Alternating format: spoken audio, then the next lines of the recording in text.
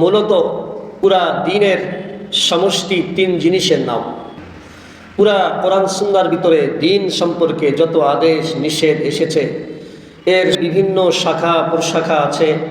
মুআমালাত আছে, মুআশারাত আছে, আখলাক আছে, নামাজ আছে, রোজা আছে, হজ আছে, যাকাত আছে, যেটাকে এক কথায় ইবাদত বলা হয়। এরকম হাজারো শাখা প্রশাখা আছে। তো এর সমষ্টি হচ্ছে তিনটি জিনিস।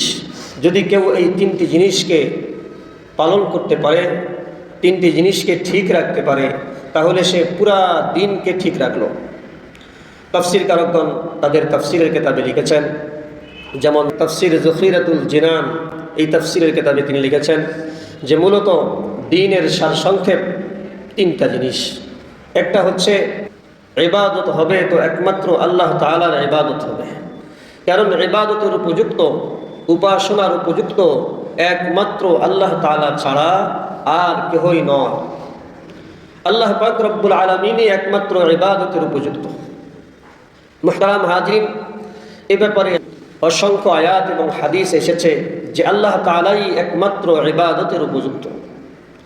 লা ইলাহা ইল্লাল্লাহ, আল্লাহ তাআলা ছাড়া আর কোনো মাবুদ নাই, আর কোনো ইলাহ নাই। আর কোনো মাবুদ নাই, আর কোনো ইলাহ নাই, মানে একমাত্র ইবাদতের উপযুক্ত আল্লাহ তাআলাই। মুহতারাম হাজিরিন, আল্লাহ পাক রব্বুল আলামিন পবিত্র কুরআনুল কারীমে বলেন, ওয়াকাযা রাব্বুকা আল্লা তা'বুদু ইল্লা ইয়্যাহু। আল্লাহ পাক রব্বুল আলামিন তিনি ঘোষণা দিয়েছেন, তিনি ফয়সালা করেছেন একমাত্র ইবাদত হবে আল্লাহ তাআলার। আল্লা তা'বুদু ইল্লা ইয়্যাহু, তোমরা আর কারো ইবাদত করবে না, আর কারো উপাসনা করবে না। একমাত্র ইবাদত আর উপাসনা হবে আল্লাহ তাআলার। মুহতারাম হাজিরিন, আল্লাহ পাক রব্বুল আলামিন আমাদের মাবুদ, তিনি আমাদের একমাত্র ইবাদতের উপযুক্ত, এছাড়া অন্য কেহ আর ইবাদতের উপযুক্ত নয়। যদি আমরা এই বিষয়টাকে একটু বিস্তারিতভাবে জানার চেষ্টা করি, বোঝার চেষ্টা করি। أما بعد فأعوذ بالله من الشيطان الرجيم. بسم الله الرحمن الرحيم. وقضى ربك ألا تعبدوا إلا إياه إلى آخر الآية. وقال تعالى: سبح اسم ربك الأعلى الذي خلق فسوى والذي قدر فهدى. سبحانك لا علم لنا إلا ما علمتنا إنك أنت العليم الحكيم. সম্মানিত উপস্থিতি, আল্লাহ পাক রব্বুল আলামিন হযরত আদম আলা নবীনা আলাইহিস সালাতু ওয়াস সালাম থেকে নিয়ে আমাদের নবী হযরত মুহাম্মদুর রাসূলুল্লাহ সাল্লাল্লাহু আলাইহি ওয়াসাল্লাম পর্যন্ত যত নবী রাসূলকে দুনিয়াতে পাঠিয়েছেন, সকল নবী রাসূলকে দ্বীন দিয়ে পাঠিয়েছিলেন, ধর্ম দিয়ে পাঠিয়েছিলেন। তাদের উদ্দেশ্য ছিল পৃথিবীর সমস্ত মানুষ কিভাবে দিনদার হয়ে যায়, কিভাবে আল্লাহওয়ালা হয়ে যায়, কিভাবে আখিরাতমুখী হয়ে যায়, কিভাবে জাহান্নাম থেকে মুক্তি লাভ করে জান্নাতের বাসিন্দা হয়ে যায়। এই সমস্ত নবী রাসূলদের একই দায়িত্ব ছিল, একই জিম্মাদারি ছিল। তো ওইভাবেই শেষ নবী হযরত মুহাম্মদ সাল্লাল্লাহু আলাইহি ওয়াসাল্লামকেও আল্লাহ পাক দ্বীন দিয়ে পাঠিয়েছেন। এই দ্বীনের নাম হচ্ছে ইসলাম। আল্লাহ পাক রব্বুল আলামিন পবিত্র কুরআনুল কারীমে ঘোষণা করেন, ইন্নাদ-দীনা ইনদাল্লাহিল ইসলাম। ইসলামই একমাত্র আল্লাহ তাআলার নিকট মনোনীত দ্বীন। তো এই দ্বীনের বিভিন্ন শাখা প্রশাখা আছে, মুআমালাত আছে, মুআশারাত আছে, আখলাক আছে, এরকমভাবে নামাজ আছে, রোজা আছে, হজ আছে, যাকাত আছে, যেটাকে এক কথায় ইবাদত বলা হয়। এরকম হাজারো শাখা প্রশাখা আছে। তো মূলত পুরা দিনের সমষ্টি তিন জিনিসের নাম। পুরা কোরআন সুন্নাহর ভিতরে দিন সম্পর্কে যত আদেশ নিষেধ এসেছে এর সমষ্টি হচ্ছে তিনটি জিনিস। যদি কেউ এই তিনটি জিনিসকে পালন করতে পারে, তিনটি জিনিসকে ঠিক রাখতে পারে, তাহলে সে পুরা দিনকে ঠিক রাখলো। তাফসির কারকগণ তাদের তাফসিরের কিতাবে লিখেছেন, যেমন তাফসির যখিরাতুল জিনান, এই তাফসিরের কিতাবে তিনি লিখেছেন যে মূলত দ্বীনের সারসংক্ষেপ তিনটা জিনিস। একটা হচ্ছে ইবাদত হবে তো একমাত্র আল্লাহ তাআলার ইবাদত হবে, কারণ ইবাদতের উপযুক্ত, উপাসনার উপযুক্ত একমাত্র আল্লাহ তাআলা ছাড়া আর কেহই নয়। আল্লাহ পাক রব্বুল আলামিনই একমাত্র ইবাদতের উপযুক্ত। মুহতারাম হাজরিন, এ ব্যাপারে অসংখ্য আয়াত এবং হাদিস এসেছে যে আল্লাহ তাআলাই একমাত্র ইবাদতের উপযুক্ত। লা ইলাহা ইল্লাল্লাহ, আল্লাহ তাআলা ছাড়া আর কোনো মাবুদ নাই, আর কোনো ইলাহ নাই। আর কোনো মাবুদ নাই, আর কোনো ইলাহ নাই, মানে একমাত্র ইবাদতের উপযুক্ত আল্লাহ তাআলাই। মুহতারাম হাজরিন, আল্লাহ পাক রব্বুল আলামিন পবিত্র কুরআনুল কারীমে বলেন, ওয়াকাযা রাব্বুকা আল্লা তা'বুদু ইল্লা ইয়্যাহু। আল্লাহ পাক রব্বুল আলামিন তিনি ঘোষণা দিয়েছেন, তিনি ফয়সালা করেছেন একমাত্র ইবাদত হবে আল্লাহ তাআলার। আল্লা তা'বুদু ইল্লা ইয়্যাহু, তোমরা আর কারো ইবাদত করবে না, আর কারো উপাসনা করবে না, একমাত্র ইবাদত আর উপাসনা হবে আল্লাহ তাআলার। মুহতারাম হাজিরিন, আল্লাহ পাক রব্বুল আলামিন আমাদের মাবুদ, তিনি আমাদের একমাত্র ইবাদতের উপযুক্ত, এছাড়া অন্য কেহ আর ইবাদতের উপযুক্ত নয়। যদি আমরা এই বিষয়টাকে একটু বিস্তারিতভাবে জানার চেষ্টা করি, বোঝার চেষ্টা করি, জানার এবং বোঝার জন্য কোরআনে বিভিন্ন আয়াত আছে, হাদিসের কিতাবে বিভিন্ন হাদিস আছে। আমি আপনাদের সামনে সূরাতুল আ'লার শুরুর দিক থেকে তিনখানা আয়াতে কারিমা তেলাওয়াত করেছি। এই তিনটি আয়াতের দিকে যদি আমরা একটু খেয়াল করি, তাহলে দেখা যাবে যে আল্লাহ তাআলাই যে ইবাদতের উপযুক্ত, এই কথাটা 100% সত্য। এটা আমার আপনার বুঝতে আর কোনো অসুবিধা হবে না। খেয়াল করুন, আল্লাহ তাআলা বলেন, সাব্বিহিসমা রাব্বিকাল আ'লা, তুমি পবিত্রতা বর্ণনা করো ওই রবের নামের, যেই রব সুউচ্চ, যার মর্যাদা, যার সম্মান, যার ইজ্জত, যার ক্ষমতা সকলের উপরে, তার প্রশংসা করো। সারা দুনিয়াতে আজ মানুষ কতজনের প্রশংসা করছে। আল্লাহ বলেন, তোমরা যারই প্রশংসা করো না কেন, সে তো ছোট, সে তো হলো মাখলুক, আর আমি হলাম বড়, আমি হচ্ছি খালেক। তোমরা সারা দুনিয়াতে যত মানুষের প্রশংসা করো, যত বড় বড় ব্যক্তির প্রশংসা করো, যত বড় বড় ব্যক্তিত্বের প্রশংসা করো না কেন, তারা সকলেই ক্ষণস্থায়ী, চিরস্থায়ী একমাত্র আমি আল্লাহ। তোমরা সারা দুনিয়া যত বড় বড় ব্যক্তিত্বের প্রশংসা করো না কেন, অমুকের চরিত্র ফুলের মতো পবিত্র, যাই কিছু বলো না কেন, সকলেই একদিন না একদিন ধ্বংসশীল, ধ্বংস হয়ে যাবে। আর আমি আল্লাহ তাআলা ছিলাম, আছি, থাকবো। হুয়াল আউয়ালু ওয়াল আখিরু, আল্লাহ পাক ছিলেন, তিনি আছেন, তিনি থাকবেন। কিয়ামতের দিন তিনি ঘোষণা করবেন, কোথায় সেই দুনিয়ার বড় বড় বাদশারা, কোথায় বড় বড় ক্ষমতাওয়ালারা? লিমানিল মুলকুল ইয়াউম, আজকের দিনের রাজত্ব কার? উত্তর দেওয়ার ক্ষমতা কারোই থাকবে না। ফেরাউনেরও উত্তর দেওয়ার ক্ষমতা থাকবে না, নমরুদেরও উত্তর দেওয়ার ক্ষমতা থাকবে না। এরকম ভাবে যুগশ্রেষ্ঠ বড় বড় ক্ষমতাশীল যারা অতিবাহিত হয়ে গেছে, বর্তমানে আছে, সামনে আসবে, কেহই সেদিন আল্লাহ তাআলার সামনে টু শব্দ করার সাহস পাবে না। সকলেই নীরব নিস্তব্ধ ভূমিকা পালন করবে, সকলের মাথা নিচু হয়ে যাবে, কেহই কোনো কথা বলার সাহস পাবে না।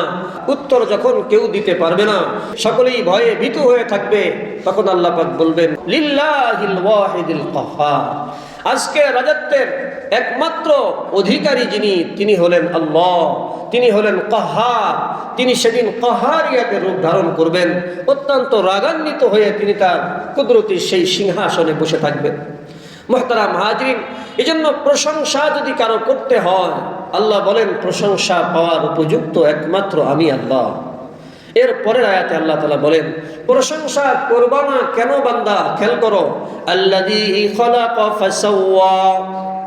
এখানে দুটি শব্দ আছে, একটা হলো খালাকা, একটা হলো সাওয়া। খালাকা মানে হলো সৃষ্টি করা, সাওয়া মানে হচ্ছে সুসামঞ্জস্য করা। শুধু এবড়ো থেবড়ো করে সৃষ্টি করে রেখে দেন নাই। মহিলারা যে আমাদের বাসাতে রুটি বানায় সুন্দর করে, সেটাকে গোল করে কিনা, ছোট যদি বাচ্চা থাকে সেও একটু মায়ের কাছ থেকে আটার খামিরা নেয়, নিয়ে সেও মার মতো করে একটু সুন্দর করতে চায়। আসলেও কি সুন্দর হয়? কি বলেন, সুন্দর হয় না? ওই বাচ্চা যেই খামিরাটা নিয়ে, যেই খামির নিয়ে রুটি বানানোর চেষ্টা করছে, তারটা তো সুন্দর হয় না, এবড়ো থেবড়ো হয়, উলট পালট হয়, সুন্দর হয় না।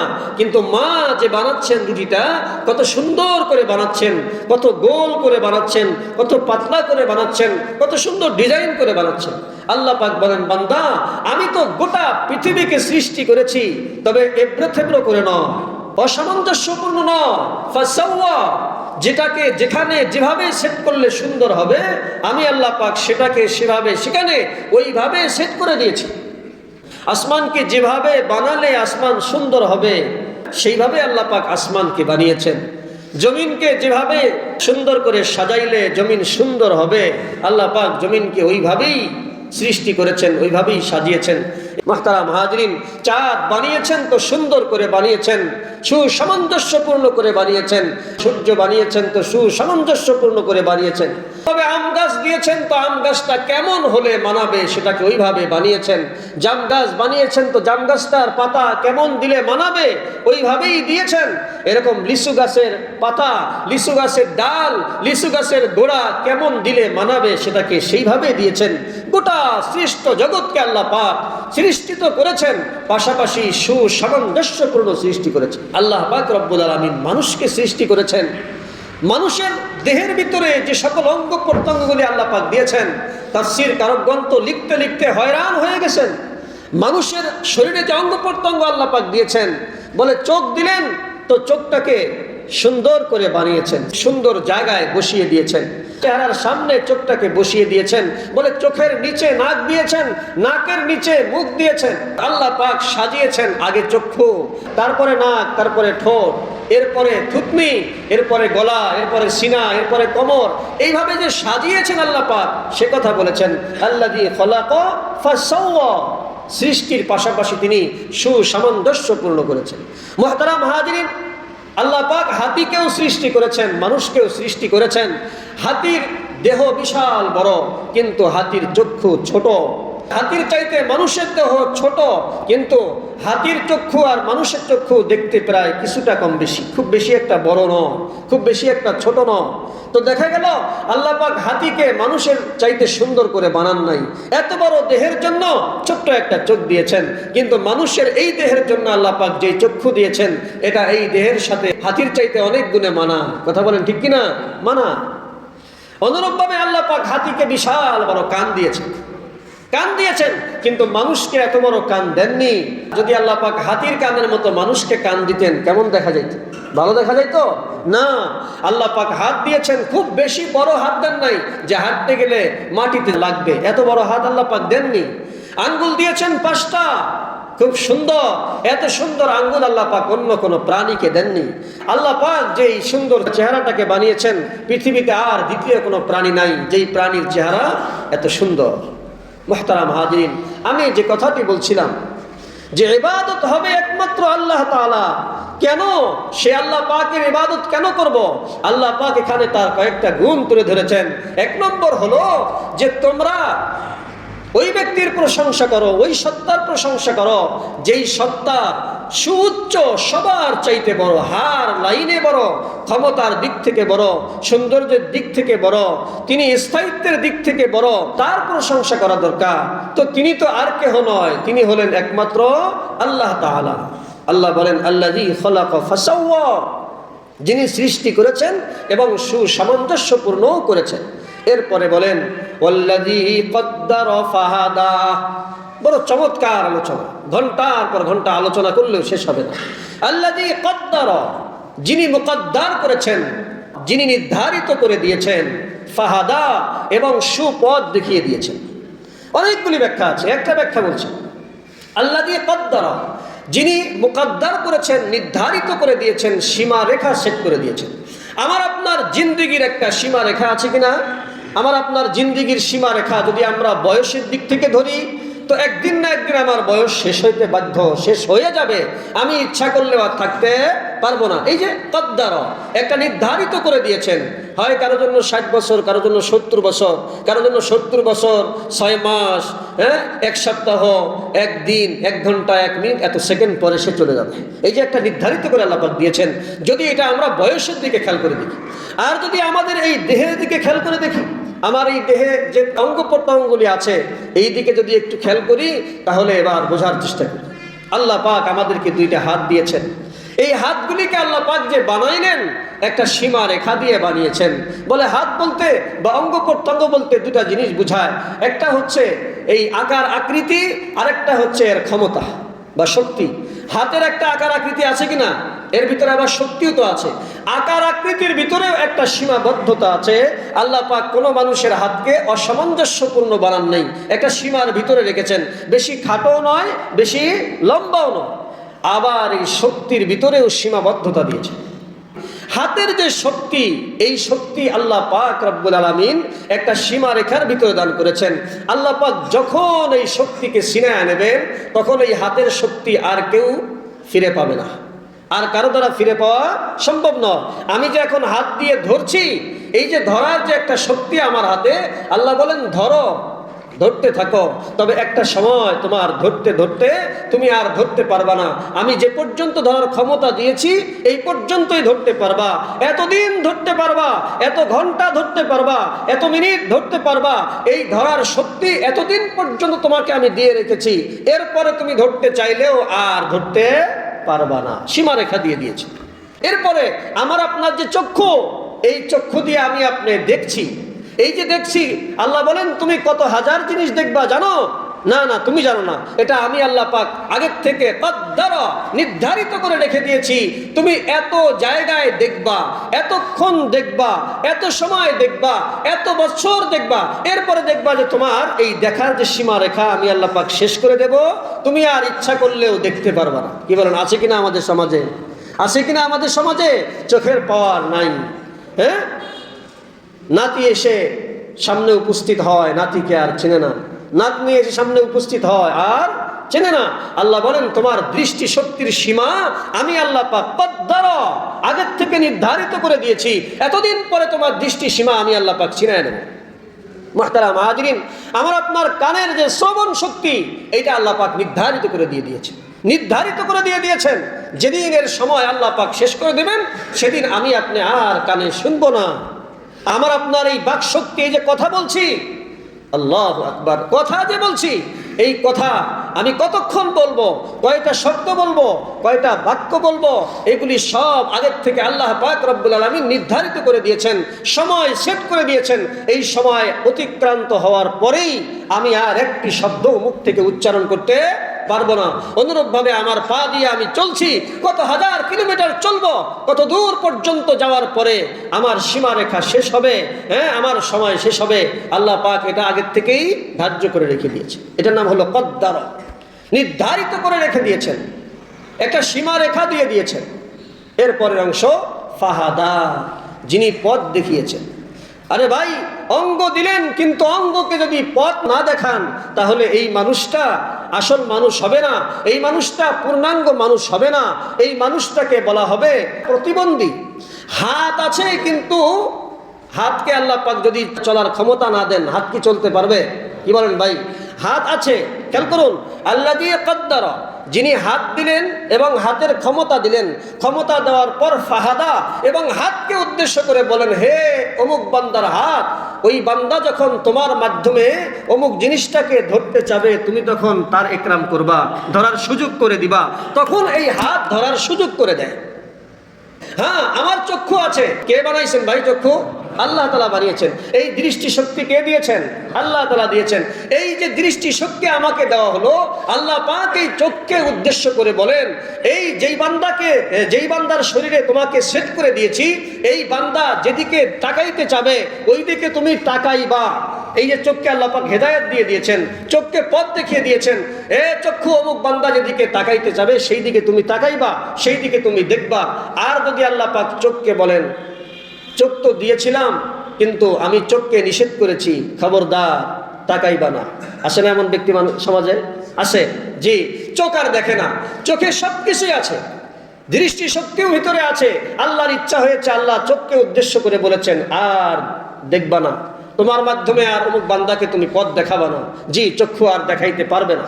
হাত দিয়েছে, হাত হঠাৎ করে অবশ হয়ে গেছে, আর নড়াচড়া করে না। কান আছে, কানের শ্রবণ শক্তি আছে। আল্লাহ পাক বলেন যে না, আমি তাকে আর শুনতে দেব না। ফাহাদা, এই যে পথ দেখাইছিলেন কানকে, কানের মাধ্যমে শোনার পথ দেখিয়েছিলেন, আল্লাহ পাক এই পথটাকে বন্ধ করে দিয়েছেন। মুসলমান অঙ্গ দিলেন, অঙ্গের ভিতরে শক্তি দিলেন, সেই শক্তিকে ওই রাস্তায় ব্যয় করার ক্ষমতাও আল্লাহ তাআলা দিলেন। এটা হলো আল্লাহ তাআলার কুদরতি এক সিস্টেম আল্লাহ পাক চালু করে দিয়েছেন। মুহতারাম হাজিরিন, এ বিষয়ে কথা বললে অনেক সময়ের ব্যাপার। আমি শুধু আপনাদেরকে যে বিষয়টি বলার চেষ্টা করেছি সে বিষয়টি হলো পুরা দ্বীনের সার সংক্ষেপ কয়টি বস্তুর নাম? 3টি বস্তুর নাম। একটা হচ্ছে ইবাদত হবে একমাত্র আল্লাহ। আল্লাহ বলেন, ওয়াকাযা রাব্বুকা আল্লা তা'বুদু ইল্লা ইয়াহু। আল্লাহ বলেন, আমি চূড়ান্ত সিদ্ধান্ত নিয়েছি তোমরা কারো ইবাদত করবে না, ইবাদত করবে একমাত্র আমি আল্লাহ। যে আল্লাহ আমি সবকিছু সৃষ্টি করলাম, সবাইকে সুন্দর করে বানাইলাম, সুসামঞ্জস্যপূর্ণ করলাম, তোমাদেরকে এরকম শক্তি দিলাম, তোমাদেরকে অঙ্গ প্রত্যঙ্গ দান করলাম, অনেক কিছু দিয়েছি তোমাদেরকে যেগুলি তোমরা গণনা করেও শেষ করতে পারবা না। তো যে আল্লাহ তোমাদেরকে এত কিছু দিলেন, যেই সত্তা তোমাদেরকে এত কিছু দিলেন, সেই সত্তার ইবাদত করা, এটার নাম হলো ইনসাফ। এটার নাম কি ভাই? ইনসাফ। যিনি আমার সব কিছু দিলেন, তো তারই তো গোলামি করা দরকার। জি, এই কথাই তো আমরা বারবার বলছি, ইয়াকা না'বুদু ওয়া ইয়াকা নাস্তাঈন। বলছি তো মুখে মুখে, বাস্তবতায় কতটুকু আসে এটাই হলো দেখার বিষয়। ইয়াকা না'বুদু মানে আমি, হে আল্লাহ আমি আপনারই ইবাদত করি, হে আল্লাহ আমরা আপনারই ইবাদত করি। বারবার ওয়াদা করছি, বারবার প্রত্যেক রাকাতে ওয়াদা করছি, প্রত্যেক নামাজে কয়েকবার ওয়াদা করছি, সুবহান রাব্বিয়াল আযীম। আমি তো সেই রবের প্রশংসা করছি যেই রব মহান, সুবহান রাব্বিয়াল আ'লা। আমি তো সেই রবের প্রশংসা করছি যেই রব সুমহান, সুউচ্চ মর্যাদাশীল। এই যে প্রত্যেক রাকাতে বারবার বলছি, এই যে বলছি, কিন্তু বাস্তবতায় আনতে হবে। শুধু মুখে মুখে বললেই হবে না, বাস্তবতায় আনতে হবে। যদি কোনো ব্যক্তি এই সুবহান রাব্বিয়াল আ'লা, সুবহান রাব্বিয়াল আযীম, ইয়াকা না'বুদু ওয়া ইয়াকা নাস্তাঈন, এই যে মুখে যে কথাগুলি বলছে, এই কথাগুলিকে যদি সে বাস্তবে রূপ দিতে পারে, তাহলে পুরা দিনের যে সার সংক্ষেপ 3 বস্তু, এক বস্তু হচ্ছে আল্লাহ পাকের ইবাদত করা, এর হক সে পুরাপুরি আদায় করে ফেলেছে। সুবহানাল্লাহ। চিন্তা করার বিষয়। হ্যাঁ, বাস্তবতায় আনতে হবে। তাহলে এই হলো একটা, যে ইবাদত হবে একমাত্র কার? আল্লাহ তাআলা। দ্বিতীয় নম্বর, সময় যেহেতু একেবারে কম, লম্বা করার সুযোগ নাই। দ্বিতীয় নম্বরটা হচ্ছে ইত্তেবায়ে রাসূলুল্লাহ সাল্লাল্লাহু আলাইহি ওয়াসাল্লাম। রাসূলুল্লাহ সাল্লাল্লাহু আলাইহি ওয়াসাল্লামের অনুসরণ। আগে যে ইবাদত করব আল্লাহর, এই কথা যে বলেছি, এই ইবাদতটা আবার নিজের মন গড়া হলে চলবে না, রাসূলের তরিকা অনুযায়ী ইবাদতটা হইতে হবে। বলে নামাজ পড়লে আল্লাহ খুশি হয়, রোজা রাখলে আল্লাহ খুশি হয়, তাসবিহ পাঠ করলে আল্লাহ খুশি হয়, কোরআন তেলাওয়াত করলে আল্লাহ খুশি হয়, যাকাত দিলে আল্লাহর ইবাদত হয়, রোজা রাখলে আল্লাহর ইবাদত হয়, সবই ঠিক আছে। তবে এই সব কাজগুলি কার তরিকায় হইতে হবে? রাসূলের তরিকায় হইতে হবে। তাছাড়া এগুলি সব বৃথা যাবে। আল্লাহর ইবাদত তো 100% করতেই হবে, কিন্তু ইবাদতটা হবে রাসূলের তরিকা। রাসূলের তরিকা বাদ দিয়া আল্লাহর ইবাদত যত চমৎকারই হোক না কেন, আল্লাহ বলে যে না, এটার 1 পয়সার কোনো মূল্য নাই। আমার ইবাদত করার জন্য প্রথম শর্ত হলো আমার হাবিবের সুন্নত তরিকা অবলম্বন করতে হবে। মুহতারাম হাজিরিন, জুমার ফরজ নামাজ কয় রাকাত? এই যে আমরা একটু পরে পড়বো, কয় রাকাত? 2 রাকাত। এখন যদি কোনো ইমাম সাহেব 3 রাকাত পড়ে, সব বেশি হবে, কি বলেন? নামাজ তো অনেক ভালো ইবাদত, আচ্ছা আর 2 রাকাত একটু বাড়ায়া পড়লাম, মহা খুশি হবে আল্লাহ। আল্লাহ বলেন যে না, আমার হাবিবকে পড়তে বলেছি 2 রাকাত, তোমার নামাজে হবে জুমার 2 রাকাত, বেশি পড়লে হবে না। মাগরিবের ফরজ নামাজ কয় রাকাত? 3 রাকাত। এখন যদি ইমাম সাহেব চিন্তা করে যে আর 1 রাকাত বাড়ায় পড়লে 4 রাকাত হয়ে যায়, হ্যাঁ 4 রাকাত তো জোহরের ফরজও 4 রাকাত, 4 রাকাত তো আসরের ফরজও 4 রাকাত, 4 রাকাত তো এশার ফরজও 4 রাকাত, তো মাগরিবটাও 4 রাকাত পড়লাম। আল্লাহ বলেন যে না, এই নামাজের আমার দরকার নাই, আমার হাবিব পড়েছে 3 রাকাত, তোকেও পড়তে হবে 3 রাকাত। ঠিক আছে? আল্লাহর ইবাদত করতে গেলে রাসূলের সুন্নত তরিকার বাহিরে হলে সেটা ইবাদত হবে না, এটা হবে মন গড়া আমল। এই মন গড়া আমল দিয়া আল্লাহকে পাওয়া যাবে। মুহতারাম হাজির, 3 নম্বরটা হচ্ছে মাখলুকের খেদমত। 1 নম্বর রবের ইবাদত, 2 নম্বর রাসূলের ইতাআত, 3 নম্বর মাখলুকের খেদমত। আল্লাহু আকবার, কি আর খেদমত আমরা করতেছি, যে যাকে যেভাবে ঠকাইতে পারে। কি বলেন? এই বর্তমান জামানা যদি আমরা একটু চিন্তা করি, কাপড়ের দোকানে গেলে গজে কম দেয়, কাঁচামালের দোকানে গেলে ওজনে কম দেয়। আরে ভাই, কোন লাইনে যাব? মাছের দোকানে গেলে বলে খুব টাটকা মাছ, এটা তো অমুক সাগরের মাছ, এটা তো অমুক বিলের মাছ, অথচ তার নিজের পুকুরের চাষ করা মাছ। কি বলেন? হ্যাঁ, কত রকমের ধোঁকা। মানুষের খেদমত, মাখলুকের খেদমত, এটাও দিন, এটাও দিন। এ বিষয়ে লম্বা আলোচনা করা দরকার, দীর্ঘ আলোচনা করা দরকার। মাখলুকের খিদমত আজ আমাদের থেকে উঠে গেছে। না আছে আমাদের ভিতরে রবের ইবাদত, না আছে আমাদের ভিতরে রাসূলের ইতাআত, না আছে আমাদের ভিতরে মাখলুকের খিদমত। অথচ পুরা দিন, যেই দিন আল্লাহ পাক রব্বুল আলামিন আদম আলাইহিস সালাম থেকে নিয়ে আমাদের নবী মুহাম্মদ সাল্লাল্লাহু আলাইহি সাল্লাম পর্যন্ত সমস্ত নবী রাসূলকে আল্লাহ পাক যেই দিন দিয়ে পাঠিয়েছিলেন, হাজারো শাখা প্রশাখা আছে এই দিনের, এর সমষ্টির নাম হলো 3 জিনিস। 1 নম্বর হলো আল্লাহর ইবাদত, এই ইবাদত আমাদের ভিতরে নাই। 2 নম্বর রাসূলের ইতাআত অনুসরণ, এইটা আমাদের ভিতরে নাই। 3 নম্বর মাখলুকের খিদমত, এইটাও আমাদের থেকে উঠে গেছে। আমরা আল্লাহর জায়গায় অন্য কাউকে শরীক করছি, রাসূলের জায়গায় বাবা অমুক তমুককে শরীক করছি, আর মাখলুকের খিদমতের জায়গায় মাখলুকের উপরে জুলুম করছি, মাখলুককে ঠকাচ্ছি, মাখলুককে ধোঁকা দিচ্ছি। তো 3টা পুরা দিনের সমষ্টি 3 জিনিস, এর ভিতরে পূর্ণাঙ্গভাবে আমার ভিতরে আপনার ভিতরে একটাও নাই। কথা কি সত্য না মিথ্যা? হ্যাঁ, এই জন্য ভাই, দিন ছাড়া আল্লাহকে খুশি করা যাবে না, দিন মানা ছাড়া জান্নাত পাওয়া যাবে না, দিন মানা ছাড়া দুনিয়া আখিরাত কোথাও শান্তি পাওয়া যাবে না। একটা আয়াতের অনুবাদ বলে শেষ করে দিচ্ছি। আল্লাহ পাক বলেন, ওমান আ'রাযা আন যিকরি ফাইন্না লাহু মাঈশাতান দানকা ওয়া নাহশুরুহু ইয়াওমাল কিয়ামাতি আ'মা ক্বালা রাব্বি লিমা হাশারতানি আ'মা ওয়া ক্বাদ কুনতু বাসীরা ক্বালা কাযালিকা আতাতকা আয়াতুনা ফানাসিতাহা ওয়া কাযালিকাল ইয়াওমা তুনসা। আল্লাহ তাআলা বলেন, যারা আমার কোরআন থেকে বিমুখ হবে, যারা আমার দেওয়া ইসলাম থেকে, এই দিন থেকে যারা মুখ ফিরিয়ে নেবে, যারা আমার হাবিবের অনুসরণ করবে না, যারা কোরআন অনুযায়ী চলবে না, সুন্নত অনুযায়ী চলবে না, যারা মাখলুকের খিদমতের পরিবর্তে মাখলুকের সাথে জুলুম করবে, রাসূলের অনুসরণের পরিবর্তে অন্যের অনুসরণ করা শুরু করবে, আল্লাহর ইবাদতকে বাদ দিয়া অন্যের পূজা করবে, আল্লাহর সাথে শিরিক করবে, আল্লাহ পাক বলেন তাদের না দুনিয়াতে কোনো শান্তি আছে, না আখিরাতে কোনো শান্তি আছে। ফাইন্না লাহু মাঈশাতান দানকা, অনেক লম্বা ব্যাখ্যা এটা। আল্লাহ বলেন তার জন্য তার এই পুরা জিন্দেগির ভিতরে শুধু অশান্তি আর অশান্তি, অশান্তি আর অশান্তি, এহকালে অশান্তি, পরকালেও অশান্তি। এবং বড় কষ্টের কথা আল্লাহ পাক এরপরে বলেন, ওয়া নাহশুরুহু ইয়াওমাল কিয়ামাতি আ'মা। আল্লাহ বলেন ওই লোকটার হাসর হবে যে অবস্থায় সে অন্ধ হয়ে উঠবে। ওই ব্যক্তি আল্লাহকে জিজ্ঞাসা করবে, ওই লোকটা জিজ্ঞাসা করবে, লিমা হাশারতানি আ'মা, হে আল্লাহ তুমি আমাকে অন্ধ করে উঠাইলা কেন? ওয়াকাদ কুনতু বাসীরা, আমি তো দুনিয়ায় চক্ষুওয়ালা ছিলাম, আমি তো আমার মায়ের চেহারা দেখেছি, আমি তো আমার বাবার চেহারা চক্ষু দিয়ে দেখেছি, আসমান দেখেছি, জমিন দেখেছি, কত নিয়ামত দেখেছি, আমার চক্ষু তো দুনিয়ায় তুমি দিয়েছিলা, হাসরের ময়দানে কেন আমাকে অন্ধ করে উঠাইলা? আল্লাহ বলে, ক্বালা কাযালিক, দুনিয়ায় যেমন তুমি আমার কোরআনের দিকে দেখেও দেখোনি, আমার হাবিবের সুন্নত তরিকার দিকে দেখেও দেখোনি, আমার মাজলুম মাখলুকের সাথে জুলুম করেছ, আজ এই প্রতিশোধ আমি তোমার থেকে নিয়ে নিলাম। কাযালিক, তুমি যেমন করেছ আমি এখন তেমন করলাম। ক্বালা কাযালিকা আতাতকা আয়াতুনা ফানাসিতাহা, তোমার কাছে কোরআন পাঠিয়েছিলাম, নবী পাঠিয়েছিলাম, নবীর পরিবর্তে উলামাদেরকে পাঠিয়েছিলাম, ফানাসিতাহা, তুমি এগুলাকে কোনো কর্ণপাত করনি, এগুলা কোনো মূল্য দাওনি, তোমার মতো করে তুমি তোমার জীবন চালিয়েছো।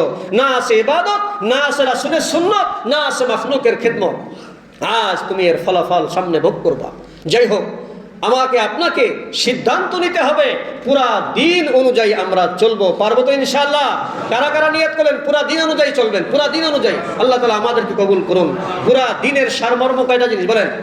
মুখস্থ বানাইতে মুখস্থ। এক নম্বর কি? শব্দ হয়েছে না? আল্লাহরই ইবাদত। দুই নম্বর কার অনুসরণ? রাসূলের অনুসরণ। তিন নম্বরে কার খেদমত? মাখলুকের খেদমত। এই মাখলুক বলতে একেবারে মানুষ থেকে নিয়ে একটা পিঁপড়া পর্যন্ত। আমি দুঃখিত, এইগুলো বিষয়ে অনেক লম্বা আলোচনা আছে, শুধুমাত্র সংখ্যাগুলি আপনাদের সামনে খুবই সংক্ষেপে বললাম। মুহতারাম হাজিরিন,